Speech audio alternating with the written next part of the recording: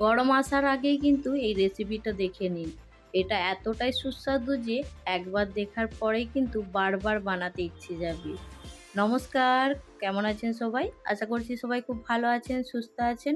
মৌসুমী রকমারি রান্নাতে আপনাদেরকে আবারও একবার অনেক অনেক স্বাগত। প্রতিদিনের মতো আজও একটা সুন্দর রেসিপি আপনাদের সঙ্গে শেয়ার করছি। আর দেখে বুঝতেই পেরে গেছেন আজকে একটা মাছের রেসিপি আপনাদের সঙ্গে শেয়ার করব। আর সত্যি বলছি এটা এতটাই সুস্বাদু হয় যে আপনারা এটা দেখার পরেই বানাতে ইচ্ছে করবে।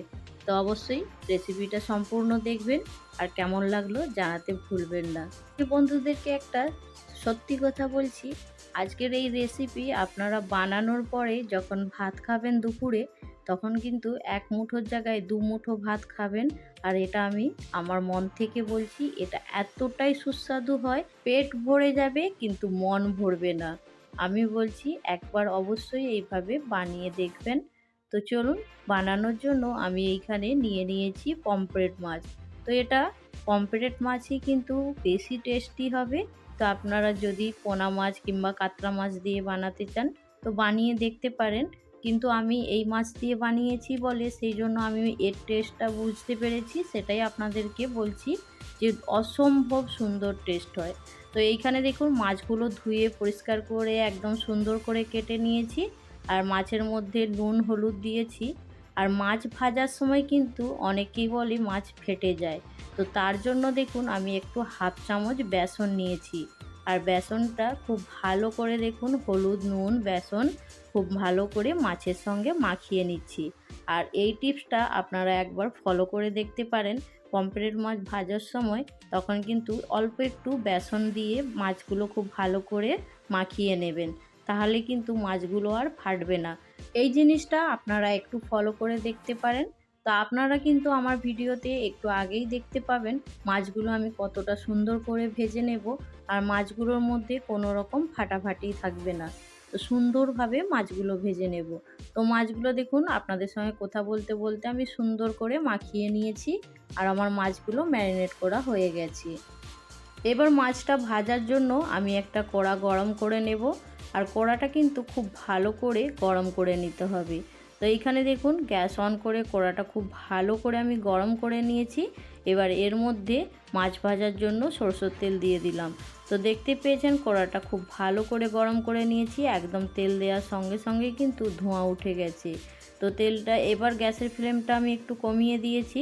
দেওয়ার পরে দেখুন তেলটা সুন্দর গরম হয়ে গেছে। এবার এক এক করে মাছগুলো দিয়ে দেব। এই গরম তেলের মধ্যে এক চিমটে নুন আপনারা দিয়ে দিতে পারেন, তাহলেও কিন্তু মাছ ভাজার সময় মাছগুলো কড়ার মধ্যে লেগে যাবে না, সুন্দরভাবে ভাজা হয়ে যাবে। তো এই টিপসটাও আপনারা ফলো করতে পারেন। আর বেসন মাখানোর টিপসটাও কিন্তু ফলো করতে পারেন। তো এইখানে দেখুন মাছগুলো আমার সবগুলো ধরবে না, সেই জন্য আমি 3টে মাছ দিয়েছি। আর খুব ভালো করে একটু লাল করে ভেজে নেব। যেভাবে আমরা সাধারণত মাছ ভেজে থাকি সেইভাবেই ভেজে নিতে হবে। কিছুক্ষণ মাছগুলো ভেজে নেওয়ার পরে দেখুন মাছগুলো আমি এবার উল্টে দিচ্ছি। তো মাছগুলো উল্টানোর পরে দেখুন মাছগুলো কতটা সুন্দর ভাজা হয়েছে। মাছের মধ্যে কোনো রকম ফাটাফাটি নেই কিন্তু। মাছের মধ্যে অনেক সময় মাছের গা ছেড়ে যায় কাঁটা থেকে। তো সেই জন্য অল্প একটু বেসন দিয়ে ভেজে নিলে মাছগুলো কিন্তু সুন্দরভাবে ভাজা হয়ে যায়। তো এইখানে আমার মাছগুলো দেখে বুঝতেই পারছেন কতটা সুন্দর ভাজা হয়েছে। তো আবারও একবার বলছি, এইভাবে একবার এই টিপসগুলো ফলো করুন, সুন্দরভাবে কিন্তু মাছ ভাজা হয়ে যাবে। তো আমার মাছগুলো ভাজা হয়ে গেছে আপনাদের সঙ্গে কথা বলতে বলতে। এবার মাছগুলো তুলে নেব। এবার তেলের মধ্যে বাকি যে মাছগুলো আছে সেইগুলো কিন্তু সুন্দর করে ভেজে নেব। তার জন্য তেলের মধ্যে বাকি মাছগুলো দিয়ে দিচ্ছি। আর এইগুলো সুন্দরভাবে ভেজে নিয়ে আপনাদের কাছে ফিরে আসছি। বাকি মাছগুলো আমার সুন্দর করে ভাজা হয়ে গেছে দেখতে পেয়েছেন। তো এই মাছগুলো ভেজে রাখার পরে একটা সুন্দর মশলা বানিয়ে নেব। তার জন্য দেখুন আমি কতগুলো কাঁচা লঙ্কা আর খুব সামান্য পরিমাণে একটু তেঁতুল নিয়েছি। আর এইখানে নিয়েছি ধনেপাতা। তো এইখানে দেখুন সব কিছু আমি একটা মিক্সার বাটিতে নিয়ে নেব। এই মশলাটার জন্যই কিন্তু এই মাছের রেসিপিটা দুর্দান্ত স্বাদের হয়। তো তো অবশ্যই আবারও একবার আপনাদেরকে বলবো, এই রেসিপিটা একবার অন্তত বাড়িতে বানাবেন। আর কেমন হয়েছে আপনাদের, খেতে কেমন লাগলো সেটা কিন্তু জানাতে ভুলবেন না। তো এইখানে দেখুন আমি সব কিছু দেওয়ার পরে এখানে 2 চামচ পরিমাণ আমি সরষে বাটা দিয়ে দেব। তো এইখানে কালো সাদা সরষে আমার আগে থেকেই পেশা ছিল, তো সেটাই আমি সেইখান থেকে নিয়ে এর মধ্যে দিয়ে দিচ্ছি। তো এবারে অল্প পরিমাণে জল দিয়ে দেব। জল দিয়ে খুব ভালো করে একবারে একটা মিহি পেস্ট করে নেব। এইখানে মশলাটা আমার একদম সুন্দর করে রেডি করা হয়ে গেছে, দেখতে পেয়েছেন। তো এবার চলুন কড়াটা আবার গ্যাস অন করে গরম করে নেব। এইখানে মাছ ভাজার যে বাকি তেলটা আছে এই তেলের মধ্যে আর একটু তেল দিতে হবে, সেই জন্য দেখুন আমি অল্প পরিমাণে তেল দিয়েছি। দেওয়ার পরে এবার এই তেলের মধ্যে ফোড়নে দেব আমি এইখানে শুকনো লঙ্কা, আর তার সঙ্গে দিয়ে দেব কালো জিরে। তো এইখানে দেখুন কালো জিরে দিয়েছি আর দিয়ে দেব শুকনো লঙ্কা। ফোড়নটা ভাজা হয়ে গেলে ফোড়নের মধ্যে থেকে কিন্তু সুন্দর একটা গন্ধ বেরিয়ে আসবে।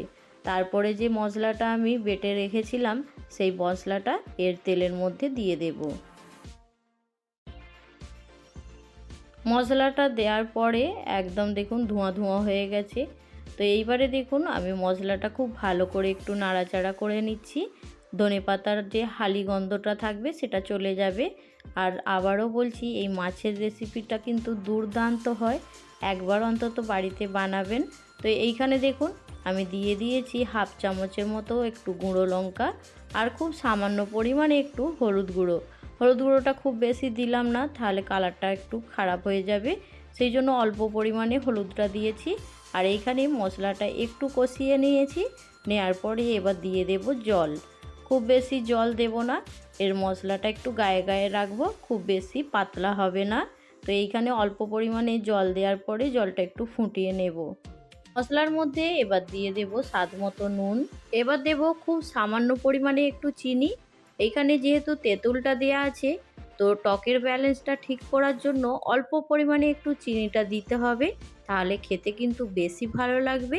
তো মশলাটা খুব সুন্দরভাবে ফুটে উঠেছে, এবার ভেজে রাখা মাছগুলো এই মশলার মধ্যে দিয়ে দেব। দেওয়ার পরে খুব বেশিক্ষণ কিন্তু ফোটাতে সময় লাগবে না, একদম অল্প সময়ের মধ্যেই হয়ে যাবে। 3 মিনিট মশলার সঙ্গে মাছগুলো খুব ভালো করে ফুটিয়ে নেব। আর এই সময় গ্যাসের ফ্লেমটা কিন্তু একদমই লো রেখে দিতে হবে। লো রেখে দেওয়ার পরে ওপর থেকে একটা ঢাকা দিয়ে 3 মিনিট অপেক্ষা করব। 3 মিনিট পরে আপনাদের কাছে ফিরে আসছি। ততক্ষণে কিন্তু মাছের মধ্যে মশলাটা খুব ভালো করে চলে যাবে। 3 মিনিট পরে দেখুন ফিরে চলে এসেছি, আর মাছটা একদম সুন্দরভাবে সেদ্ধ হয়ে গেছে, আর মাছটা আমার একদম রেডিও হয়ে গেছে। এবার গ্যাসের ফ্লেম বন্ধ করে দেব। তো এইখানে মাছের মধ্যে থেকে এত সুন্দর একটা গন্ধ বেরোচ্ছে, সেটা কিন্তু আপনাদেরকে বলে বোঝানো যাবে না, এতটাই সুন্দর হয়েছে। আর আপনারা বাড়িতে অবশ্যই একবার বানাবেন, তাহলে এর টেস্টটা কিন্তু খুব ভালো বুঝতে পারবেন।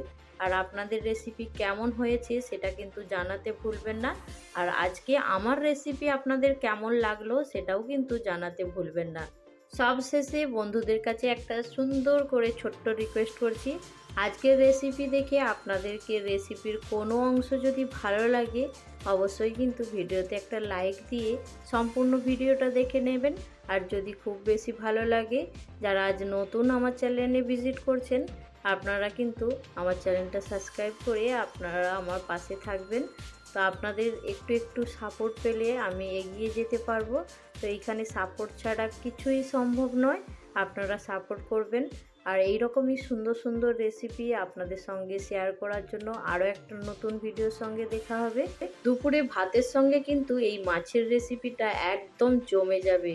তো আজকের রেসিপি এইখানেই শেষ করছি। পরবর্তী একটা দুর্দান্ত রেসিপির সঙ্গে আবারও একটা নতুন ভিডিওতে দেখা হচ্ছে। সবাই ভালো থাকবেন, সুস্থ থাকবেন, বাই।